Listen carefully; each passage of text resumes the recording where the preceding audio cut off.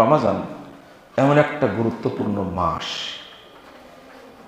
আপনি অন্য মাসে একবার সুবহানাল্লাহ বলে না, 1,000,000 বার সুবহানাল্লাহ বলে যে নেকি করবেন, রমাজানে একবার সুবহানাল্লাহ বললে তার চেয়ে হাজার হাজার কোটি গুণ বলার বেশি সওয়াব হবে।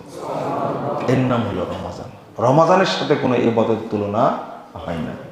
যারা বলে যে একটা ফরজ ইবাদত করলে 70টা ফরজের সমান হয়, এটা মিথ্যা কথা। এই কথাটা ঠিক না, তুলনায় হয় না। 2, রমাজানের একটা নফল ইবাদত করলে একটা ফরজের সমান সওয়াব হয়, এই কথাটাও ঠিক না।